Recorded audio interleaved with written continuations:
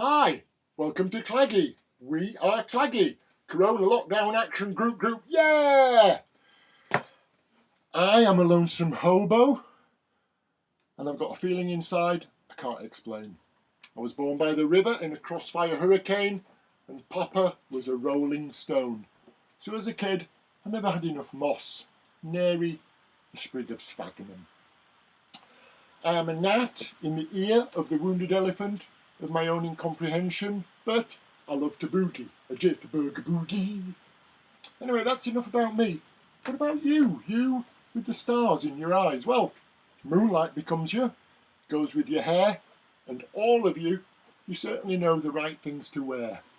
Anyway, that's enough about you, and it's enough about me, because as I speak, we are facing something that's bigger than all of us put together, yeah? All of us put together, about that big. This thing we're facing is that big. Okay, it's that big, but it's still bigger than all of us put together, yeah? Okay.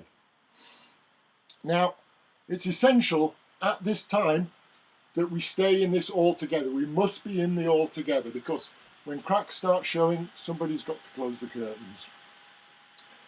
One of the tricky things about this thing that we're up against, that's bigger than all of us by at least ½ an inch, is that sometimes it's invisible. Yeah, it's here, there, it's everywhere and nowhere, baby. That's where it's at, right? But sometimes it's big, like that, yeah? Now, it only gets that big when it's on the beach, at the seaside, and that's why they've had to close all the beaches. Now, in a supermarket, the viri, they're not very strong. They're not very virulent, and that's because of the bad diet, lack of fresh air, the artificial lighting, and they're bored. They're bored out of their minds, man. Honestly, and it saps their vitality, so they just end up not being very virulent. But you take a virus to the seaside, and they absolutely love it. They like the ozone, the fresh air, the excitement, and they just grow really big and strong. And that's why in the Prime Minister's speech a couple of weeks ago, he said, we will fight it in Aldi, we will fight it in Morrison's. But he never said we'll fight it on the beaches, did he? No, and that's why not. So, how do we fight an enemy that is sometimes invisible and sometimes quite big like that? Well, what we have to do is we have to follow the science. We have to follow the science. So when it's invisible, the best thing you can do is to raise your personal spiritual vibrations to the point where the virus is harmless, because you're just operating in completely different frequencies and wavelengths. And that virus is only relevant to you as a beautiful petaled metaphor growing in the valley of your understanding.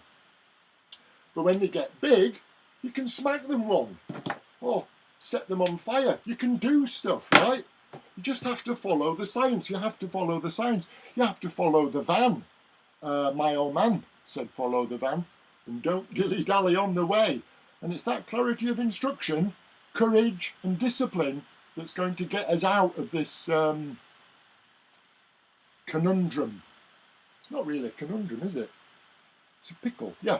It'll get us out of this pickle as long as we follow the science, follow the van, and follow the yellow brick road, because at the end of that, it's just a little bloke behind a curtain with a megaphone saying stuff. It's just nothing to be frightened of at all. One of the greatest weapons we have against this virus is to stay alert.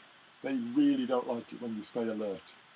But it's important to distinguish between being alert and being absolutely terrified. They both involve an acuteness of the senses, a heightened awareness of threat, but staying alert is just a little bit more relaxed. And I know it's difficult to relax in these times. This lockdown has been very stressful, hasn't it? It's like being on a roller coaster ride where they flattened the roller coaster and you actually have to get out the carriage and push it yourself to get any excitement. 1 minute you're here, the next minute you're here, and before you know where you are, you're still here. Corona Lockdown Action Group, yeah! There's many ways of relaxing. Some people practice yogurt, stretching exercises, meditation, or with seasonal fruit and honey, maybe even mint sauce, bhaji. Lovely, lovely, lovely. Now, when I want to relax, I go back into my memory and remember better times than these. So this morning, feeling quite stressful, and I remembered a great performance by Val Doonican from Top of the Pops in the late 60s. And it's like I was there, honestly. I could see the rocking chair, his brown brogue shoes, dark green corduroy trousers, beautiful cable knit sweater. On his head he had a crown with huge flames shooting out of it. And he's saying, I am the god of hellfire, and I bring you a nice cup of tea. God love him. Fire!